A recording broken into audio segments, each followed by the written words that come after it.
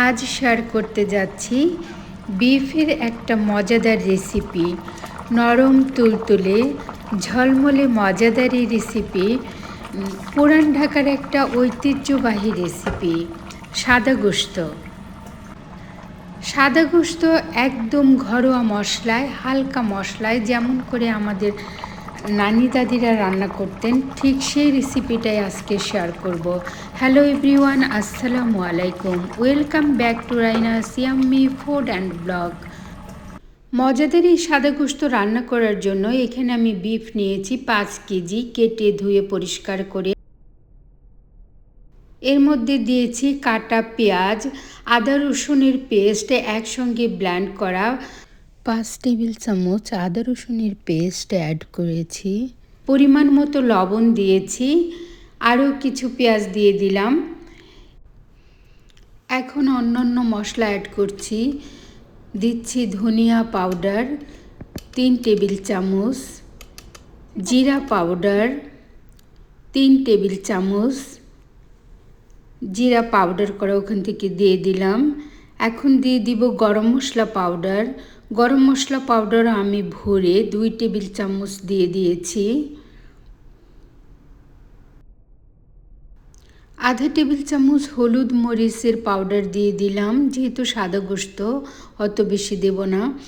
দিচ্ছি গোটা মশলা, তেজপাতা, দারুচিনি, এলাচ, লবঙ্গ সব কিছু আমি এক এক করে দিয়ে দিচ্ছি পরিমাণ মতো।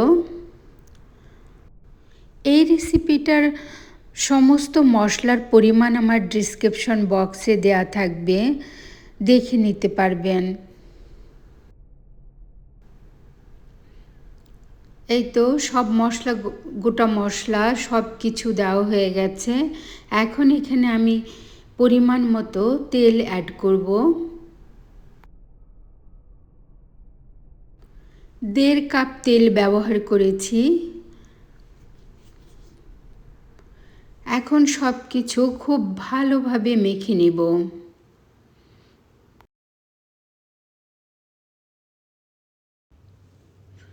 মাংস মাখার মধ্যে কিন্তু স্বাদের অনেকটাই নির্ভর করে, যত মাখা তত মজা।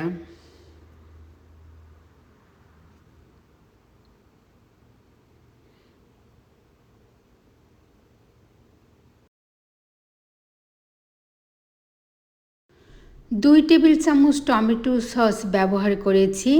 আর এখন দিব কাটা টমেটো, কিউব কিউব করে কাটা 2টা টমেটো আমি দিয়ে দিচ্ছি। দিয়ে এখন আবার খুব ভালোভাবে মেখে নিচ্ছি।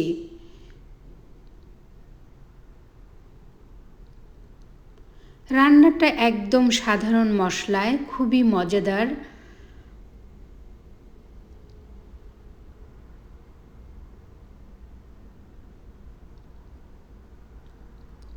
এখন ঢেকে 1 ঘন্টা রান্না করব, মাঝে মাঝে নেড়ে দিব।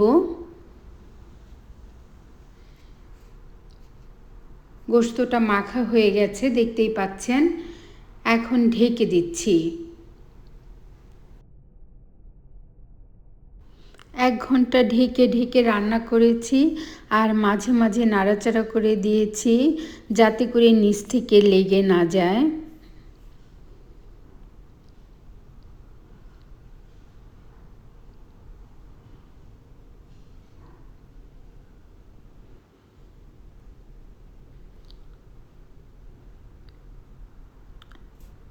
এভাবেই ঢেকে আমি রান্না করেছি।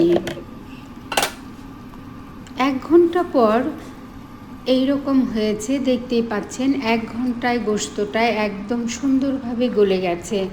কারণ গোশত যদি ভালোভাবে মাখা হয় তাহলে কিন্তু তাড়াতাড়ি সিদ্ধ হয়, এটাও একটা টিপস। এই তো এখন খুব ভালোভাবে কষাতে থাকবো।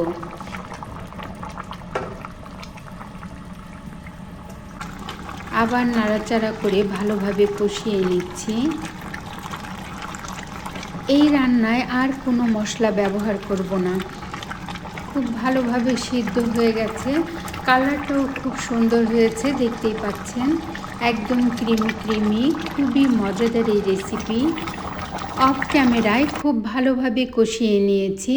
দেখতেই পাচ্ছেন আমি কিন্তু আর কোনো ধরনের ঝোল দিইনি, এমনই কষা কষা রেখেছি। খুবই মজাদার রেসিপি, একবার হলেও ট্রাই করবেন আমার এই রেসিপিটা। যারা আমার সাথে এখনও যুক্ত হননি প্লিজ সাবস্ক্রাইব করে আমার সাথে যুক্ত হয়ে যাবেন, আর ভিডিওটা একটা লাইক দিয়ে দেখবেন। আমার পাশে থেকে আমাকে সাপোর্ট করার জন্য সবাইকে অসংখ্য অসংখ্য ধন্যবাদ। আসসালামু আলাইকুম।